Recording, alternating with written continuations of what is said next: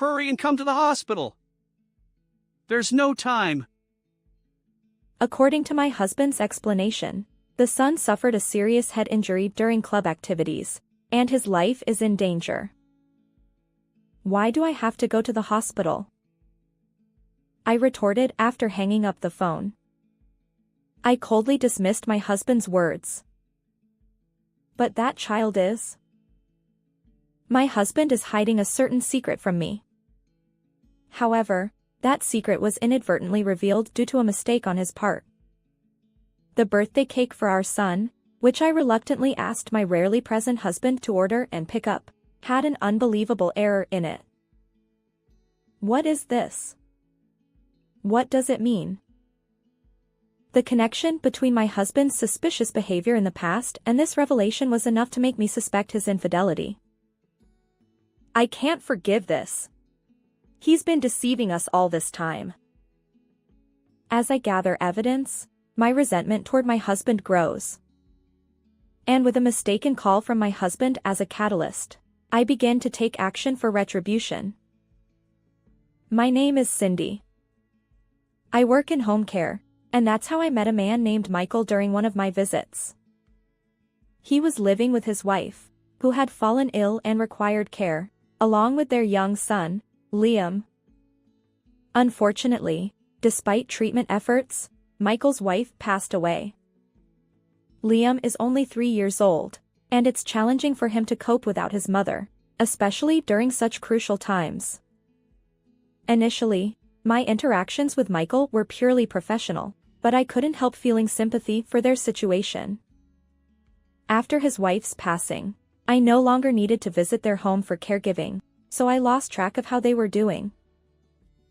However, fate intervened, and one day, I ran into Michael by chance in town. Since we had often conversed during my visits related to his wife's care, we decided to catch up over tea at a nearby cafe. I appreciate all the help you provided back then. I've been wondering how things have been for you since then. Are you doing well? Michael sighed. Honestly, life without my wife has been incredibly challenging. And, if you don't mind, could you occasionally lend an ear? I don't have anyone else to talk to freely. I nodded, willing to listen. His wife's passing had left him feeling despondent, and he was also struggling with how to connect with his young son. After exchanging contact information, we began communicating frequently. As our friendship deepened, I started to see Michael as more than just a friend. Eventually, he confessed his feelings to me. He proposed, with marriage in mind, but I hesitated due to concerns about Liam, his young son, accepting my presence. However, as I spent more time with Michael and interacted with Liam, my initial worries faded. Liam quickly grew fond of me, despite being a stepmother. During my days as a home caregiver, I empathized with him, unable to fully rely on his ailing mom. It was then that I made the decision to become his mom. Accepting Michael's proposal, we got married. In our discussions about our future life together, Michael earnestly requested that I quit my job and become a full-time homemaker. Although I had reservations, I reluctantly agreed. Liam was still young, and I believed focusing on household chores and childcare would be best. Thus, I stepped into the role of a homemaker, supporting Michael. His demanding job often kept him away from home, even on weekends. Although I felt a pang of loneliness despite our recent marriage, I persevered, knowing that my presence allowed Michael to focus on work without worry.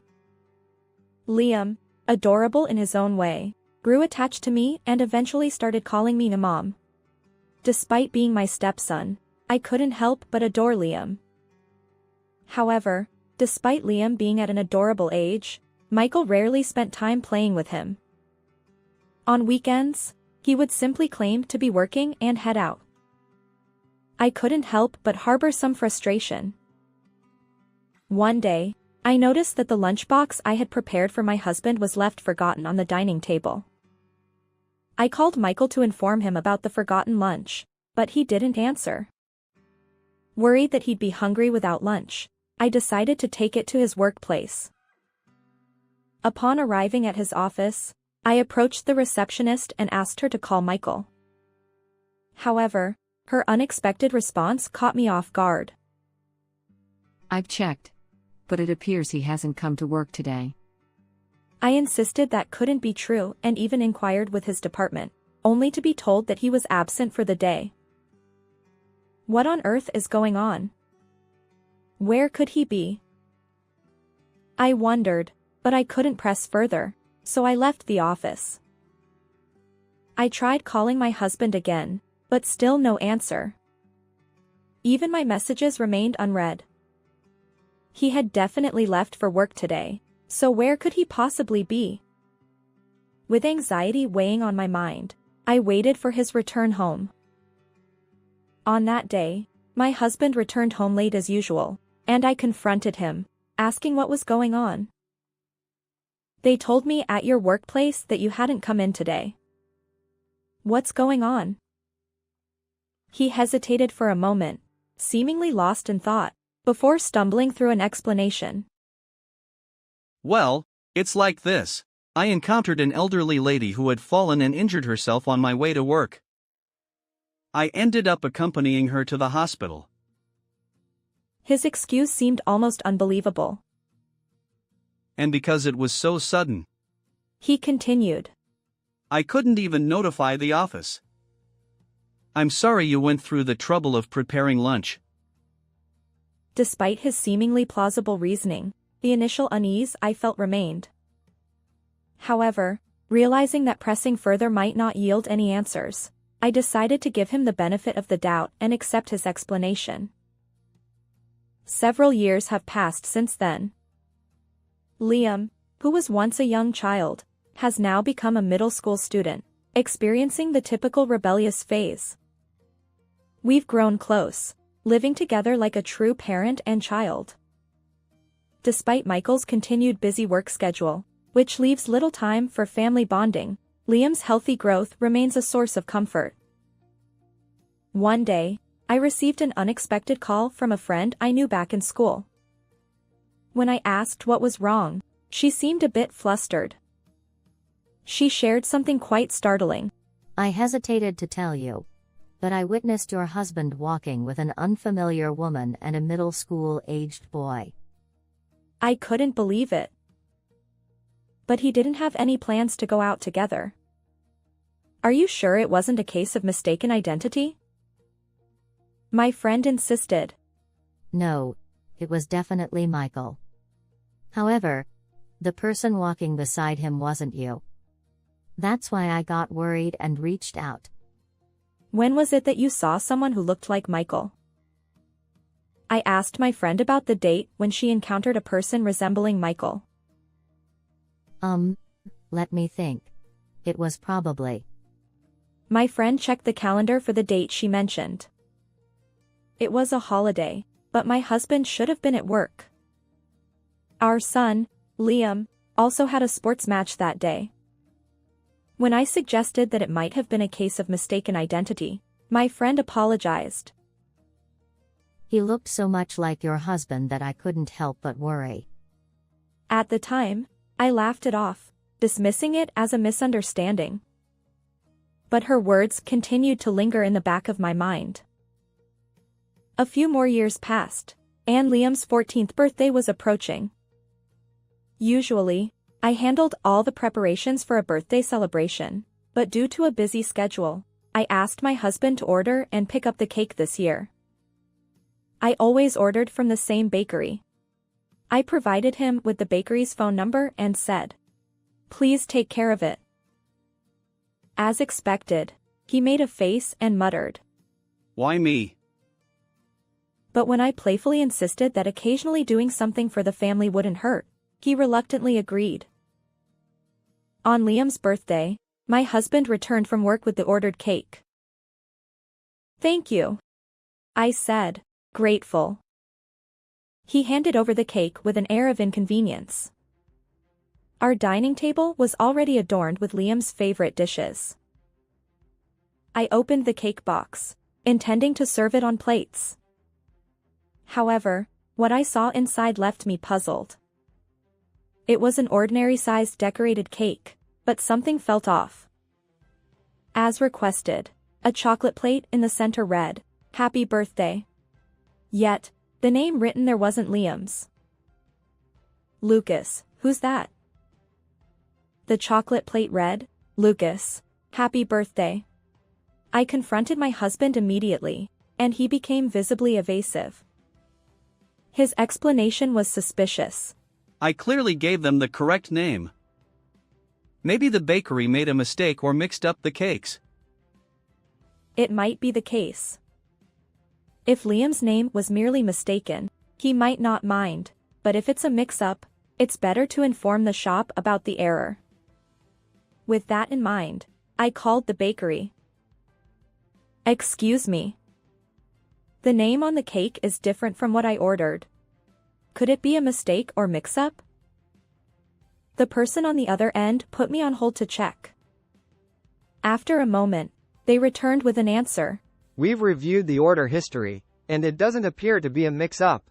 To prevent such errors, we always confirm the name with customers during ordering and again when handing over the cake." When I described my husband's appearance during the pickup, it turned out that the person who checked and handed over the cake was coincidentally the same person on the other end of the phone. "I distinctly remember the customer confirming this name. There was no mistake." Understood. It seems the mistake is on our end.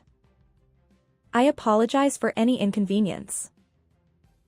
I hung up, but I couldn't shake the feeling. Could someone really mix up our son's name, even with a busy schedule and limited family interactions? With an unsettled feeling, I suddenly recalled my friend's words. "Your husband was walking with an unfamiliar woman and a middle school-aged boy," she had said. The name on the nameplate wasn't Liam, but Lucas. The similar names. Could it be that my husband made the mistake? Perhaps he was hiding something, and this had been going on for quite some time. Unable to leave it unresolved, I secretly visited a private investigator's office to delve into my husband's background. If nothing came up, that would be ideal. I wanted to believe it was all a misunderstanding. However, after receiving the investigation report from the private investigator, I was utterly shocked. What is this? Unbelievable. The report revealed an unthinkable truth. My husband had been hiding something from me. It turned out that even before our relationship, he was already involved with another woman. And that woman had a son around the same age as Liam. The boy's name? Lucas. The same name as on that birthday cake.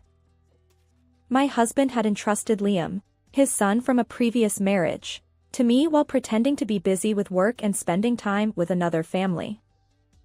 He had maintained this double life without either Liam or me suspecting a thing. The nausea I felt toward him was overwhelming. There was no way I could forgive him. I clenched the report in my hands, determined to gather evidence of his affair without him realizing it. Continuing this marriage was impossible, but if we were to divorce, I wanted to leave him utterly defeated, with no excuses left. So, for now, I pretended not to notice anything, biding my time. One day, my husband called me in a panic. "Hurry and come to the hospital. There's no time." His explanation was that our son had suffered a head injury during club activities and was in critical condition. I immediately hung up the phone. It dawned on me that my husband had intended to call someone else but accidentally dialed my number. Why should I go to the hospital? After all, that child is. I scoffed at my husband's words after ending the call. Perhaps he was flustered, unaware that he had contacted the wrong person. Nearby, our son Liam noticed my unusual behavior and asked, "Mom, what's wrong?" "It's nothing, sweetheart. Thank you for always helping me," I replied, trying to maintain composure. Liam had been assisting me with my home care work since he entered middle school. With more time available due to Liam's growing independence, I had resumed my job as a home caregiver. My husband, already disinterested in me, didn't oppose my return to work. Liam seemed interested in caregiving, often lending a hand during weekends and after school. But our child getting injured? That couldn't be right. After all, my son was right here beside me. He must have been flustered and called the wrong person, I thought. In other words, the injured child was likely the son of his affair partner. My husband, in his panic, had mistakenly contacted me instead. That evening, my husband returned home with an innocent expression.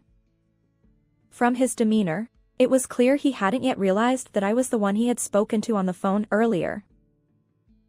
"Welcome home. How is Lucas doing?" I asked. Michael replied, "Oh, it was quite a scare, but fortunately, he's not in critical condition." However, just seconds later, his expression turned to shock. Michael stammered, "You? Why that name?" "You really are clueless. Maybe you were too flustered to notice, but the person you called during the day was me." Michael tried to deny it, but I wasn't fooled. "No need to keep pretending. I know everything," I said, confronting him with the facts I had uncovered. His affair, and the fact that the other woman's child was named Lucas. "Why? Why did you marry me while already involved with someone else?" I confronted my husband with the long-standing question that had weighed on me. His answer was beyond belief. Perhaps realizing there was no escape, he scowled and began to confess. "It's become too bothersome to keep hiding, and maybe it's time." "Why did I marry you?" "Because she said she didn't want to raise someone else's child. So, I pushed Liam onto you." "What? That's absurd. What do you think of Liam and me?" "It couldn't be helped. I struggled too. It's not like I could just dump him in foster care because his mom died and I didn't want a child." Unbelievable. Liam isn't a pet. He's your own son. Despite my condemnation, he showed no remorse. "But even you, Liam seemed to warm up to you and looked happy." Instead, he laughed at my anger, mocking me. "I won't forgive you. We're getting a divorce," I declared. Michael responded nonchalantly. "Sure, whatever. But Liam won't be staying with me. He's already grown up, so we don't need a babysitter anymore." The man before me chuckled, suggesting that perhaps we should send Liam to a care facility. His malevolence made my stomach churn. "You're so self-centered. You think you can just discard us and live as you please.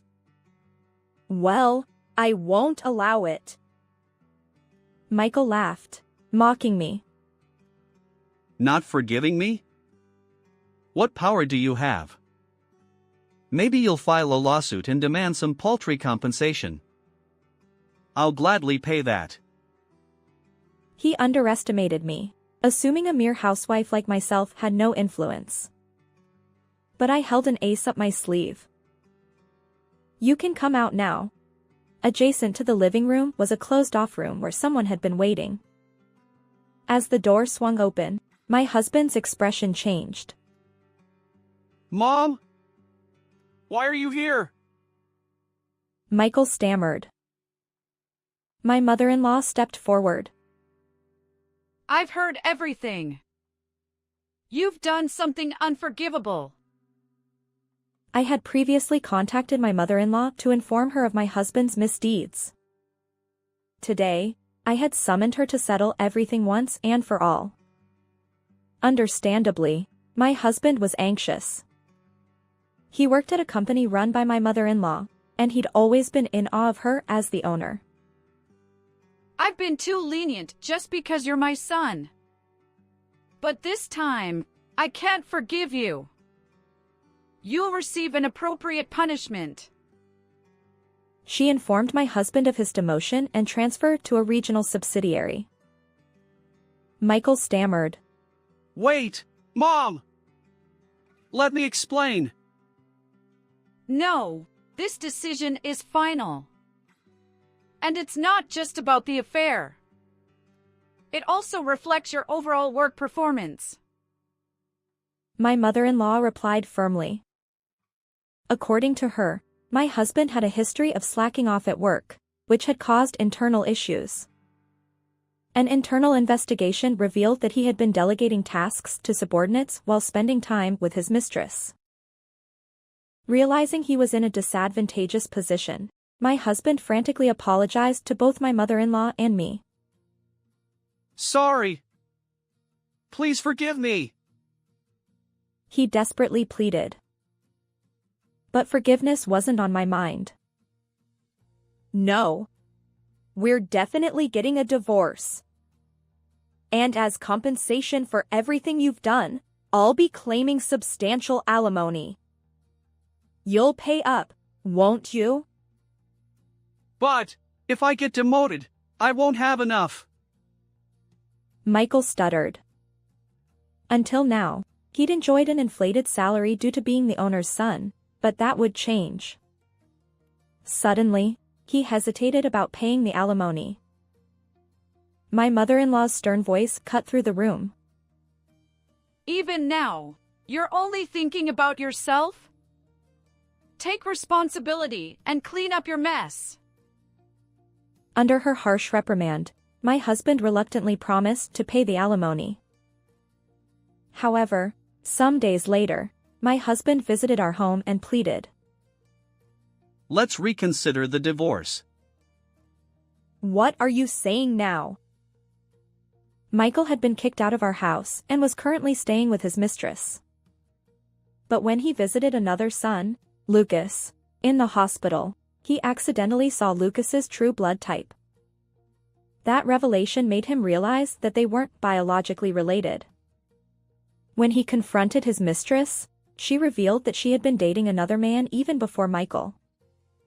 Lucas was the child of that other man, not Michael. It turned out that her relationship with Michael was purely driven by his high salary.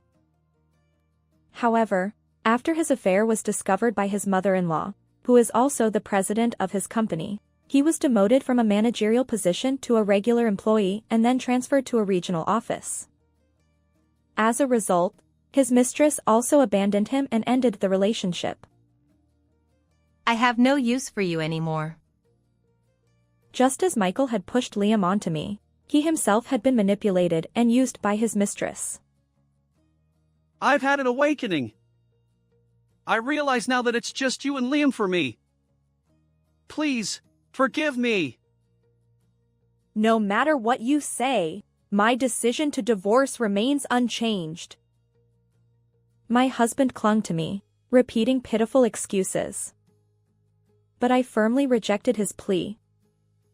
No amount of apologies or change of heart could erase the years of deception and betrayal toward Liam and me. I can't trust someone who has lied to us for so long, I coldly declared. In his desperation, my husband lunged at me. Who do you think allowed you to live without financial worries? Hey, stop it. Let go of Mom. Just then, Liam, who had just returned from school, intervened. My husband had barely interacted with our son, but Liam was strong from his judo club training. In their struggle, my husband found himself at a disadvantage. Damn it. You're all against me. Restrained by Liam, my husband resorted to cursing. I looked down on his pitiful state. You may think you've provided for us with your earnings, but your affair with that other family left us struggling to make ends meet. That's why I had to work as a home caregiver to support myself. I never felt indebted to you. We can manage just fine without you. As I spoke, my husband fell silent, unable to respond. Afterward, my husband and I finalized our divorce. However, there was one concern, Liam. Although I consider him my true son, we don't share a biological connection. Now that I've divorced my husband, I thought it would be best for Liam to be taken in by my mother-in-law. Yet Liam expressed his desire to stay with me. Even without a blood tie, you're the one who has raised me through all the hardships, Mom. His words choked me up. I decided to take custody of Liam, receiving child support payments from my ex-husband. Subsequently, my ex-husband, abandoned by both his mistress and me, repeatedly attempted to reconcile. But there was nowhere left for him to cling. Fed up with his persistence, I firmly warned him that I'd report him as a stalker if he didn't stop. Originally timid and easily swayed by authority, my ex-husband slumped and left. We never crossed paths again, but rumor has it that he remains single, leading a lonely life. My mother-in-law still occasionally visits our home even after the divorce from my husband. She has been supporting our lives financially. Gratefully accepting her kindness, I continue to focus on my work. Liam, who has learned caregiving skills from assisting me in my home care job, aspires to become a caregiver in the future. He wants to study welfare-related subjects in college. Unlike his father, Liam is empathetic and desires to help others, a wonderful young man whom I am proud of. How did you find this story? If you enjoyed it, please consider subscribing to our channel. Let's meet again in the next video.